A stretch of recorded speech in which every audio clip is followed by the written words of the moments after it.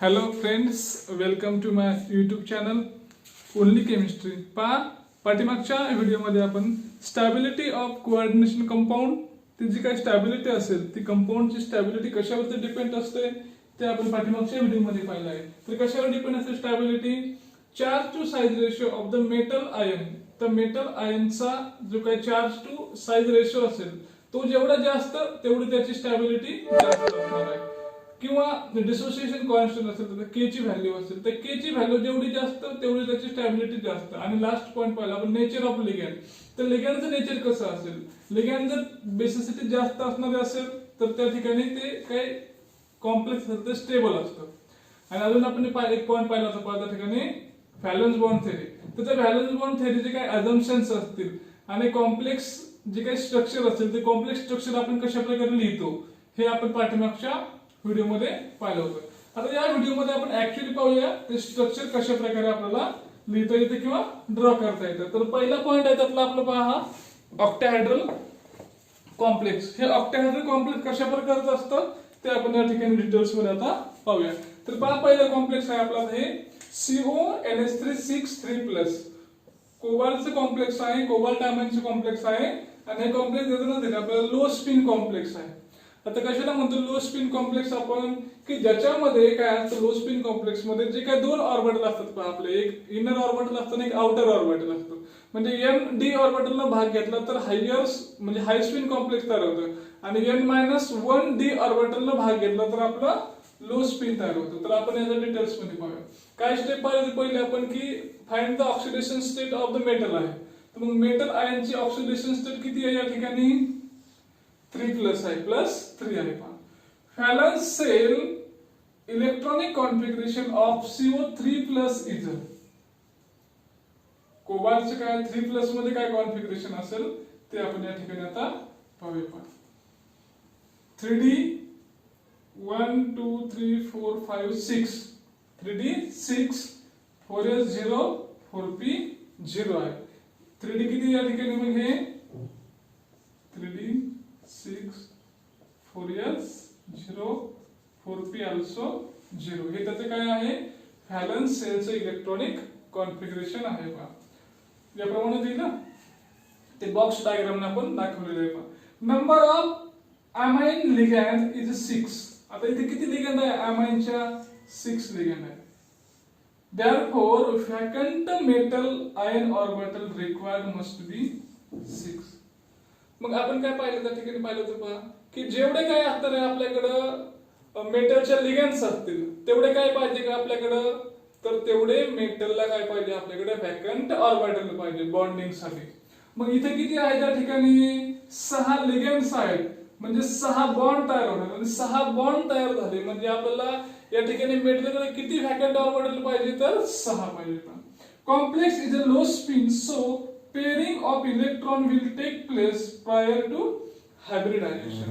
हे कॉम्प्लेक्स कसं आहे आपलं? आता हे लो स्पिन कॉम्प्लेक्स आहे आणि लो स्पिन कॉम्प्लेक्स ज्यावेळेस असेल त्यावेळेस काय होतं त्या ठिकाणी? तर जे काय ऑर्बिटल्स असतील ते सगळे पेअरिंग मध्ये असतात. सगळे कसे असतात? पेअरिंग मध्ये असतात. पहिल्या ठिकाणी electronic configuration after pairing would be. मग याचं जे काही पेअरिंग झालं आणि इलेक्ट्रॉनिक कॉन्फिगरेशन कसं मिळेल? हे जे काय आहे अनपेअर्ड याचं काय होतं? पेअरिंग होतं.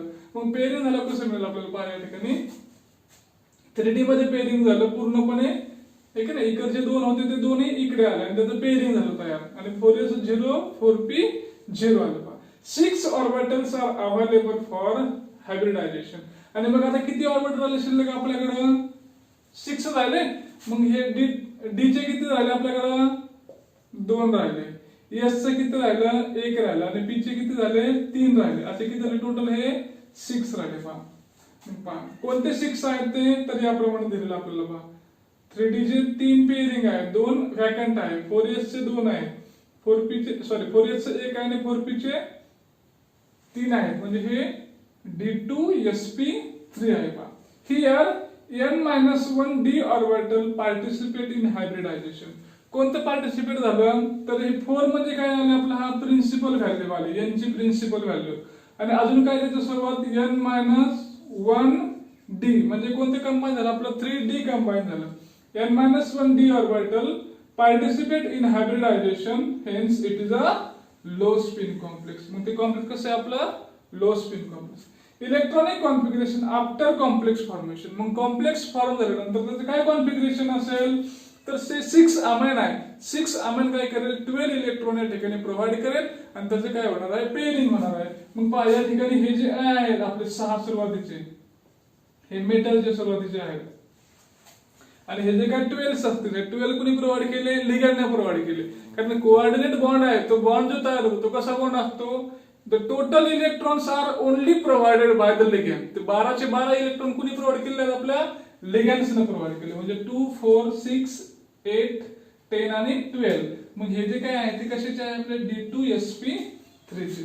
All electrons are paired, then the complex is a diamagnetic. आता सगळे इलेक्ट्रॉन कसे आपले पेअरिंग मध्ये आहे, पेअरिंग मध्ये आहे म्हणजे कॉम्प्लेक्स कसं आहे आपलं, हे डायमॅग्नेटिक आहे. आणि ह्या कॉम्प्लेक्सचं जे काय स्ट्रक्चर असेल ते कसं स्ट्रक्चर असेल कॉम्प्लेक्सचं, पहा या ठिकाणी काय आपल्याकडे कोबाल्ट आहे, कोबाल्ट आहे आणि 6 अमाइन लिगँड त्याला काय झालेलं आहे, तर अटॅच झालेलं आहे. म्हणजे या प्रमाणे स्ट्रक्चर असेल. Centrally this is the cobalt and there is 6 ligand that are bonded to this cobalt. म्हणजे या प्रमाणे दाखवू आपण 2 3 4 5 6. ह्या जे काय लिगँड्स असतील ते काय त्याला अटॅच आहे. कशाने अटॅच आहे, कोऑर्डिनेट बॉन्ड आहे. NH3 NH3 NH3, इकडे NH3 येईल, इकडे सुद्धा NH3 याप्रमाणे. आणि कॉम्प्लेक्स वर काय चार्ज आहे, तर कॉम्प्लेक्स वर चार्ज आहे 3+. असं हे आपलं हे कॉम्प्लेक्स ऑक्टाहेड्रल कॉम्प्लेक्स आपल्याला या ठिकाणी मिळेल. अशा प्रकारचे अजून एक्झाम्पल आहेत, आपण घेऊया, पुढे जाऊया पुढच्या एक्झाम्पल कडे. परीक्षेमध्ये एक्झाम्पल्स असतात त्याच्यावरती आपल्याला जे आपल्याला सॉल्व्ह करता आले पाहिजे. आता पाहिजे सेकंड एक्झाम्पल आहे आपलं, हे हाय स्पिनचं एक्झाम्पल आहे. आपण पाहूया डिटेल्स मध्ये काय म्हणतो. COFe6 3- हाय स्पिन कॉम्प्लेक्स आहे. काय काय म्हणतात डिटेल. काय पहिली स्टेप आपली, ऑक्सिडेशन स्टेट करायची. किती ऑक्सिडेशन स्टेट मग याची 3-6 आहे म्हणजे +3 याची काय येईल, ऑक्सिडेशन स्टेट येईल. Valence electronic configuration. कोणतं मेटल आहे, तोच आहे कोबाल्ट 3+. आपण आता पाहिलेलं पहा किती ॲटॉमिक नंबर आहे, 27 ॲटॉमिक नंबर आहे याचा, बरोबर. मग काय होतं, 4s मधले 2 जातात आणि D मधला 1 जातो. मग या ठिकाणी किती राहिले, D चे 6 राहतात. पाहिजे ठिकाणी आता 7 राहिले पाहिजे तर 6 राहतात आणि S मधले 2 जातात. There is a 6 fluoride ligands, thus the number of metal ion required, metal orbital required must be 6. किती पाहिजे मेटलचे ऑर्बिटल या ठिकाणी, तर 6 पाहिजे. पहा 6 कशाचे आहे आपल्याकडे, लिगँडचे 6 आहेत म्हणजे मेटलचे सुद्धा किती पाहिजे या ठिकाणी, 6 पाहिजे. The complex is high spin, therefore pairing will not take place. मग कशाला म्हणायचं हाय स्पिन कॉम्प्लेक्स, ज्या कॉम्प्लेक्स मध्ये इलेक्ट्रॉनचं पेअरिंग होत नाही, ते इलेक्ट्रॉन्स अनपेअर्ड राहतात, त्याला म्हणतो आपण high spin complex. The complex is a high spin, therefore pairing will not take place and electronic configuration remains same. म्हणजे हे कॉन्फिगरेशन आहे असं राहतं, त्याच्यामध्ये काही चेंज होत नाही. 6 orbitals available for hybridization are. मग त्या ठिकाणी 6 ऑर्बिटल कोणते अवेलेबल होतात, तर पहा या ठिकाणी कोणते होतात. 1 from 4s, 4s एक आहे. 3 from 4p, 3 आहेत 4p चे. and 2 from 4d, 4d चे किती होतात, 2 होतात. पहा या ठिकाणी म्हणजे पहा हाय स्पिन कॉम्प्लेक्स असेल तर आपण काय म्हणतो, पहा त्याचं ND ऑर्बिटल भाग घेतो, हाय स्पिनला ND घेतात. आणि लो स्पिन असेल तर N-1d भाग घेतात. आता इथे भाग कोणी घेतला, आपला ND ने घेतलेला आहे म्हणजे या ठिकाणी हाय स्पिन कॉम्प्लेक्स या ठिकाणी असणार आहे. मग पहा त्याचं हे जे कोणते ऑर्बिटल आहे, कशा प्रकारे ते अवेलेबल होतात ते पाहूया आपण. पाहिलं 3D electronic configuration as it is remain same राहिलं. आणि पुढचे ऑर्बिटल आता कोणते, ND मध्ये. मग 4s, 4p आणि 4d यातले किती पर्यंत, तर 2 आहेत यातले फक्त. म्हणजे 4s पासून कुठवर जायचे आपल्याला, इथपर्यंत जायचे. हे जे काय अवेलेबल आहेत हे आहेत आपले sp3 आणि हे D2 आहे. एवढे काय होतात आपल्या हायब्रिडायझेशन मध्ये भाग घेतात. 6 metal orbitals after bonding with 6 ligand leads to formation of sp3d2 hybridization. मग 6 लिगॅन्ड्स असतील क्लोराईडचे, ते काय करतील 12 इलेक्ट्रॉन्स या ठिकाणी डोनेट करतील आणि 12 इलेक्ट्रॉन कुठे जातील, याच्यामध्ये या 6 ऑर्बिटल्स मध्ये जातील. The nd orbital participate in hybridization. मग कोणता ऑर्बिटल भाग घेते या ठिकाणी, nd orbital take part in hybridization. Configuration after complex formation. मग याचं कॉम्प्लेक्स फॉर्म केल्यानंतर काय कॉन्फिगरेशन होतं, तर जे काही लिगॅन्डचे 12 इलेक्ट्रॉन असतील ते कुठे जातात आपले p आणि sp आणि d मध्ये जातात. s p आणि d, पण कोणतेही असतात p आणि d, तर 4s 4p आणि 4d मध्ये जातात. पहा हे 3d चे i असे राहतात, याच्यामध्ये काही चेंज होत नाही, का तर ते हाय स्पिन आहे. या ठिकाणी 2 4 6 8 10 आणि 12 12 इलेक्ट्रॉन या ठिकाणी आपले ऑक्युपाय झाले. Complex is octahedral and contain 4 unpaired electron, hence paramagnetic in nature. आता हे कॉम्प्लेक्स कसं आहे, आपलं ऑक्टाहेड्रल आहे. ऑक्टाहेड्रल म्हणजे 6 लिगॅन्ड्स त्या ठिकाणी प्रेझेंट आहे. 6 लिगॅन्ड्स प्रेझेंट आहे म्हणजे ते कसं झालं, आपलं ऑक्टाहेड्रल झालं. मग या ठिकाणी पहा हे जे काही डी आहे 3D आहे, याच्यामध्ये इलेक्ट्रॉनिक कॉन्फिगरेशन चेंज होत नाही. मग याच्यामध्ये 1 2 3 4 इलेक्ट्रॉन कसे राहतात आपले, हे सिंगल राहतात, म्हणजे ते कसे येतात, अनपेअर्ड आहेत. मग याला आपण म्हणतो पॅरामॅग्नेटिक. पूर्णपणे जर इलेक्ट्रॉन पेअरिंग मध्ये असेल तर डायमॅग्नेटिक, आणि जर अनपेअर्ड असेल तर त्याला पॅरामॅग्नेटिक म्हणतो. आणि मग याचं स्ट्रक्चर कसं असेल, पहा आपलं COFe6 चं CO मेटल आहे, त्याच्यामध्ये लिगॅन्ड्स अराउंड झालेले 6 लिगॅन्ड्स आहेत आणि याच्यावरती चार्ज आहे 3-. अशा प्रकारे याचं हे स्ट्रक्चर असेल. असे 2 एक्झाम्पल आपण घेतले पहा, एक लो स्पिनचा आणि एक हाय स्पिनचा. याच्यावर अजून एक्झाम्पल आहेत पहा, याच्यावर अजून एक्झाम्पल्स असतील, ते एक्झाम्पल तुम्ही सॉल्व्ह करा. नेक्स्ट आता आपण घेणार आहे पहा टेट्राहायड्रल कॉम्प्लेक्सच्या बाबतीत. चल नेक्स्ट पुढे जाऊया. Tetrahedral complex. टेट्राहायड्रल कॉम्प्लेक्स आता कसं असतं टेट्राहायड्रल कॉम्प्लेक्स, तर त्या ठिकाणी 4 लिगॅन्ड्स त्या ठिकाणी प्रेझेंट असतात पहा, आणि ऑक्टाहेड्रल मध्ये 6 लिगॅन्ड असतात. तर ज्यावेळेस 4 लिगॅन्ड प्रेझेंट असतील तर ते एक तर आपलं स्ट्रक्चर बनतं टेट्राहायड्रल किंवा स्क्वेअरप्लेनर. मग या ठिकाणी पहा स्ट्रक्चर आहे पहा आपलं NiCl4 चं स्ट्रक्चर आहे, ठीक आहे ना, 2- आहे. पहिली स्टेप काय आपले oxidation state. Oxidation state of Ni is +2. त्याची किती आहे oxidation state +2. Valence electronic configuration of metal ion of Ni2+. कसं येईल मग त्याचं 28 त्याचा ऍटॉमिक नंबर आहे पहा. 4s मध्ये 2 इलेक्ट्रॉन गेले, काय शिल्लक आपल्याकडं 1 2 3 4 5 6 7 आणि 8. 3D किती राहील, 8 राहील आपलं. असं त्याचं कॉन्फिगरेशन येईल पहा. Number of chloride ligands is 4. किती क्लोराइड आपल्याकडे आता 4 आहे. Therefore number of vacant metal orbital must be किती, जेवढे लिगॅन्ड्स असतात तेवढे काय पाहिजे आपल्याकडे पाहिजे. म्हणजे या ठिकाणी 4 काय पाहिजे आपल्याला, या ठिकाणी मेटलचे व्हॅकंट ऑर्बिटल्स पाहिजे पहा. 4 ऑर्बिटल्स ऑफ मेटल्स आर. मग ते कोणते 4 ऑर्बिटल आहे मेटलचे, तर 1 from 4s and 3 from 4p. 4s चं 1 ऑर्बिटल आणि 4p चे 3 ऑर्बिटल, असे हे 4 ऑर्बिटल काय होतात त्या ठिकाणी पार्टिसिपेट होतात. The 4 orbitals are, मग हे 3d 4s आणि 4p. मग हे पहा एक s आहे आणि 3p आहे, म्हणजे sp3. हे काय झालं आपल्याला अवेलेबल झाले कशासाठी, हायब्रिडायझेशन साठी. The 4 metal ion orbitals for bonding with chloride ligands are derived from sp3 hybridization. मग हे ऑर्बिटल आपल्याला कशापासून मिळाले आपल्याला, तर sp3 हायब्रिडायझेशन पासून आपल्याला या ठिकाणी हे ऑर्बिटल त्या ठिकाणी मिळाले पहा. The 4 vacant sp3 hybrid orbital of Ni2+ overlap with 4 orbitals of ligand. मग Ni2+ चे जे काही vacant 4 ऑर्बिटल आहेत ते vacant 4 ऑर्बिटल लिगॅन्ड सोबत काय होतात, ते ओव्हरलॅप होतात. The configuration after complex formation. मग त्याचं कॉम्प्लेक्स फॉर्म कसं होतं त्याची पहा या ठिकाणी दिलेली आहे पहा. हे 3D चे हे I असे राहिले आणि या ठिकाणी व्हॅकंट कसे झाले 4s आणि 4p चे 4 लिगॅन्ड्स आहेत, म्हणजे 8 इलेक्ट्रॉन्स ते प्रोव्हाइड करतील. ते 8 इलेक्ट्रॉन्स या ठिकाणी येतील पहा 2 4 6 8. आणि हे काय होईल आपलं sp3 hybridization. The complex has 2 unpaired electrons hence paramagnetic. हे 2 कसे आहेत आपले, हे अनपेअर्ड आहेत, आणि अनपेअर्ड इलेक्ट्रॉन जर त्या ठिकाणी असतील तर त्याला आपण काय म्हणतो, पॅरामॅग्नेटिक म्हणतो. आणि याचं स्ट्रक्चर पहा कसं आहे, टेट्राहायड्रल स्ट्रक्चर आहे. sp3 हायब्रिडायझेशनचं आपण पाहिलेलं आहे पहा 11th मध्ये. मग Ni सेंट्रल आहे Cl Cl Cl Cl आणि याच्यावर किती चार्ज आहे 2 मायनस एवढा त्याच्यावरती काय आहे चार्ज आहे. असं हे काय आहे आपलं हे टेट्राहायड्रल कॉम्प्लेक्स. किती लिगँड्स असताना 4 लिगँड्स असताना.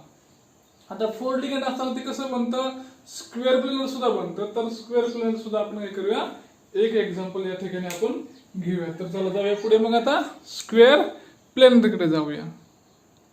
नेक्स्ट एक्झाम्पल आहे आता पहा आपलं स्क्वेअर प्लेनरचं एक्झाम्पल दिलं आपल्याला NiCN4 2 मायनस दिलेलं आहे. पहा पहिलं आपल्याला काय करायचं ऑक्सिडेशन स्टेट शोधायची.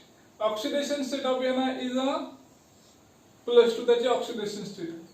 Valence shell electronic configuration of metal is. मग त्याचं व्हॅलन्स शेल कॉन्फिगरेशन कसं शोधणार आपण. तर पहा ऍटॉमिक नंबर 8 आहे त्याचा 3d8 4s मध्ये 2 इलेक्ट्रॉन गेले 4s 0 झालं 4p 0 आहे. पहा नंबर ऑफ सायनाइड आता किती त्या ठिकाणी आपलं number of cyanide ligand is 4. therefore number of vacant metal orbital must be 4. जेवढे लिगँड्स असतील तेवढे काय पाहिजे आपल्याकडे वॅकंट ऑर्बिटल त्या ठिकाणी पाहिजे. Complex is a square planar. कसं आहे आपलं square. therefore DsP2 hybridisation. Complex कसं आहे आपलं हे या ठिकाणी स्क्वेअर प्लेनर आहे म्हणजे या ठिकाणी किती कसं असेल आपलं त्याचं जिओमेट्री कशी असेल त्याची स्क्वेअर प्लेन असेल म्हणून त्याचं हायब्रिड कोणतं आहे आपलं DsP2 हायब्रिडायझेशन. कसं असेल ते पहा या ठिकाणी DsP2 3D मध्ये काय होतं मग पेअरिंग होतं. इकडचा एक इलेक्ट्रॉन या ठिकाणी येतो आणि या ठिकाणी हे अवेलेबल होतं. पहा B चं 1 राहतं S चं 1 राहतं आणि P चे 2 राहतात. असं हे DsP2. Orbital available for overlapping are. मग कोणते ऑर्बिटल आपलं ओव्हरलॅपिंग अवेलेबल राहतात तर 1 फ्रॉम 3D. 3D पासून 1 1 from 4s and 2 from 4p अशा त्या ठिकाणी अवेलेबल राहतात. The 4 vacant DsP2 or hybrid orbitals of Ni2 plus overlap with 4 orbitals of ligand. मग याचे जे काय 4 असतील हे 4 ऑर्बिटल हे लिगँड बरोबर काय होतात त्या ठिकाणी ओव्हरलॅप होतात. The configuration after complex formation. मग त्याचं जे काय होतं ओव्हरलॅपिंग नंतर एक कॉम्प्लेक्स फॉर्म होतं आणि त्याच्यानंतर त्याचं जे काही इलेक्ट्रॉनिक कॉन्फिगरेशन असेल ते याप्रमाणे असेल. 3D हे पेअरिंग मध्ये आलं. D मध्ये 2 इलेक्ट्रॉन आले शेवटच्या. S मध्ये 2 आले आणि P मध्ये 2 आणि 2 4 आले. मग हे झालं DsP2 hybridisation. The complex has no unpaired electron. इथं अनपेड इलेक्ट्रॉन आहे आपल्याकडे नाही. No unpaired electron hence they are diamagnetic. Unpaired electron नाही म्हणजे कसं आहे ते डायमॅग्नेटिक आहे. आणि मग त्याचं जे काही स्ट्रक्चर असेल ते याप्रमाणे असेल. पहा CN CN CN CN आणि तर काय आहे 2 मायनस चार्ज आहे आणि हे कसं आहे स्क्वेअर प्लेनर मध्ये आहे. स्क्वेअर प्लेनर पाठीमागे पहिला आपण 4 मधलं होतं पण ते कसं होतं आपलं टेट्राहायड्रल होतं. हे आहे स्क्वेअर प्लेन. असं हे स्ट्रक्चर आपल्याला या ठिकाणी पाहता येईल. आपण कशाचे पाहिले बघ या ठिकाणी ऑक्टाहायड्रलचे पाहिले. ऑक्टाहायड्रलचे 2 पाहिले. पहा एक लो स्पिन पाहिलं दुसरं हाय स्पिन पाहिलं. नंतर टेट्राहायड्रलचं 1 पाहिलं आणि आता हे जे घेतलं आहे हे टेट्राहायड्रल आहे. सॉरी 4 स्क्वेअर प्लेनरचं घेतलेलं एक्झाम्पल आहे हे. याच्यामध्ये 4च लिगँड्स आहे. 4 लिगँड्स आहे म्हणजे हे टेट्राहायड्रलच आहे पण त्याची जिओमेट्री कशी असणार आहे या ठिकाणी ही स्क्वेअर प्लेनर त्याची काय असणार आहे जिओमेट्री असणार आहे. आता जे काही पुढचे पॉईंट आहे आपलं पहा लिमिटेशन तेवढे आपण या ठिकाणी लिमिटेशन घेणार आहे. चला नेक्स्ट पॉईंट कडे जाऊया. लिमिटेशन. नेक्स्ट पॉईंट आहे आपला limitation of valence bond theory. या व्हॅलन्स बॉन्ड थेरीचे काय लिमिटेशन्स आहेत ते आपण पाहूया. पहा it does not explain the high spin और लो स्पिन नेचर. हे हाय स्पिन आणि लो स्पिन नेचर असतं याच्याबद्दल काही एक्सप्लेन केलेलं नाही. पहा in other word strong and weak field nature of ligand can not be distinguish. म्हणजे या थेरीमधून आपल्याला असं सांगता येत नाही की लिगँडचं नेचर कसं आहे ते स्ट्रॉंग नेचर आहे का वीक नेचर आहे किंवा कॉम्प्लेक्स कसं आहे आपला हाय स्पिन आहे किंवा लो स्पिन आहे याबद्दल या थेरीमध्ये काही सांगता येत नाही. सेकंड आहे पहा it does not provide any explanation for colour of coordination compound. म्हणजे आपण किती जर थेरीचा अभ्यास केला तरी याचा कलर काय आहे थेरीचा किंवा कोऑर्डिनेशन कंपाऊंडचा कलर काय आहे या थेरीमधून आपल्याला सांगता येत नाही. म्हणजे कलर बद्दल काही इन्फॉर्मेशन त्या ठिकाणी दिलेली नाही. आणि लास्ट पॉइंट आहे पहा the structure of complex predicted from the VBT will not match those from experimentally determine. म्हणजे एक्सपेरिमेंटली आपण जे काही स्ट्रक्चर फाइंड आउट केलं ते स्ट्रक्चर आणि व्हॅलन्स बँड थेरी मधून मिळणारं स्ट्रक्चर हे दोन्ही स्ट्रक्चर मॅच होतील असं नाहीये. It not necessarily match with the structure structure of the complex determine experimentally, त्याबरोबर ते मॅच होत नाही. अशा प्रकारे त्याचे लिमिटेशन्स आहे. मग हे लिमिटेशन आपल्याला ओव्हरकम करण्यासाठी पुढची थेरी आहे पहा, क्रिस्टल फील्ड थेरी. ती क्रिस्टल फील्ड थेरी या ठिकाणी आपल्याला आलेली आहे. चला, व्हिडिओ आवडला तर लाईक करा आणि रेग्युलर अपडेटसाठी चॅनलला सबस्क्राईब करा. थँक्यू.